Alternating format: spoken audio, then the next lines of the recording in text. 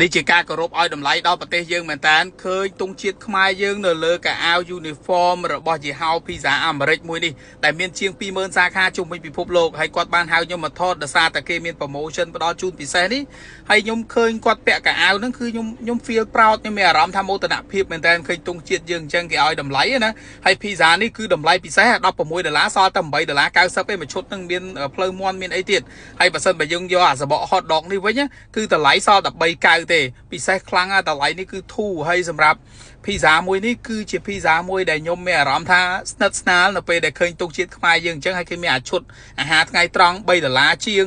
ហើយក៏មានជាប្រភេទឈុត family set អីណាតម្លៃ14.90អីចឹងទៅធូរគឺគេចង់ឲ្យអ្នកទាំងអស់គ្នាទៅសាកហើយបើចង់ Pizza ដាច់យប់ក៏បានដែរព្រោះគេបើកដល់ម៉ោង12យប់ Pizza Hut ឥឡូវពិសេសខ្លាំងមែនតើហើយនេះហើយតំណងណាសាច់មាន់អីចឹងកដាយប់អត្រៀតឃើញហើយខេវចង់សាកអីអាចមកបានសាខាគាត់គឺច្រើនមែនតើពុកម៉ែបងប្អូនឥឡូវហ្នឹងនៅ Pizza Hut ណាអត់ពិបាកទេចាំខ្ញុំដាក់ព័ត៌មានលម្អិតទីតាំងលេខទូរស័ព្ទអីព្រោះមាននៅខាងដំរី Mall មាននៅកាឡាម៉ែតមាននៅបឹងកេងកងមាននៅកម្ពុជាក្រោមមាននៅគិរីរំចំចៅទូតពុងEon Mall មានជ័យវែងស្រេងហើយខាងសៃកៅអីក៏មានដែរច្រើនណាស់នៅចិត្តដៃមែនតើហើយសម្រាប់សបក Pizza ដែលមាន hot dog ជុំវិញនេះគឺតម្លៃអីគឺពិសេសអាឈុតរបស់គេដៃគូហ្នឹងឈុតជាមួយសបក Pizza hot dog នេះគឺតម្លៃ$13ជាងទេអញ្ចឹងគឺធូរមែនតើពុកម៉ែបងប្អូនអាចសាកបានជាមួយនឹងយីហោអាមេរិកដែលល្បីខ្លាំងPizza Hut និយាយទៅគឺមានរាប់ម៉ឺនសាខាដែលពុកម៉ែបងប្អូនគួរតែសាកល្បងដែរហើយខ្ញុំជឿថាមានអ្នកសាកបានច្រើនហើយអញ្ចឹងសម្រាប់ឥឡូវនេះគឺជាការអាប់ដេតកែប្រែមុខមាត់ថ្មីទៅលើរសជាតិគឺគាត់ព្យាយាមបរិងធ្វើម៉េចឲ្យដូចនៅអាមេរិកមិនអញ្ចឹ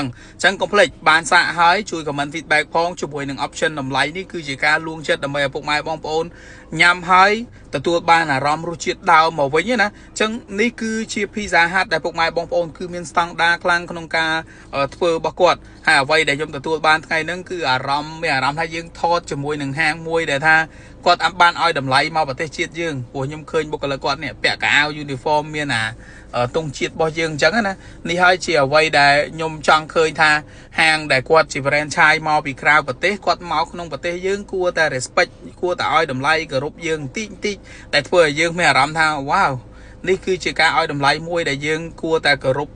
កាន់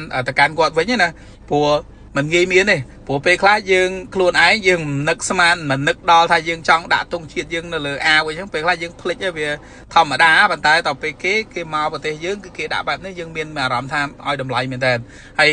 នេះ Pizza ពេលដែលឆ្អិនមកធំពុកម៉ែបងប្អូនឃើញតម្លៃធូរហ្នឹងមិនមែនអា Pizza តូចណាសាយធំសាយសាយកដាលបើតាមខ្ញុំចាំគឺទំហំហ្នឹងគឺសាយកដាលហើយhot dog ជុំវិញអីនេះគឺស្អាតមែនតើមើលទៅគួរឲ្យចាប់អារម្មណ៍ចង់ញ៉ាំនៅ Pizza Hut ខ្ញុំថតនេះគឺនៅសាខានៅកាឡាម៉ែតតែពុកម៉ែបងប្អូនមកសាកបានហើយគេមានឈុតជំរើសឈុតដៃគូឈុតគ្រួសារឈុតអាហារថ្ងៃត្រង់ឈុតអីចឹងទៅគឺមានច្រើនជំរើសឲ្យយើងញ៉ាំហើយកុំភ្លេចតាមដាននៅលើ Facebook page របស់ Pizza Hut ដែលគាត់មានសាខាជាច្រើននៅលើហ្នឹងព័ត៌មានលម្អិតអីចឹងទៅអញ្ចឹងកុំភ្លេចទៅសាកព្រោះអីចិត្តផតអីព្រោះអីគេធ្វើនេះគឺធ្វើដើម្បីឲ្យពុកម៉ែបងប្អូនទៅសាកភ្លក់រសជាតិ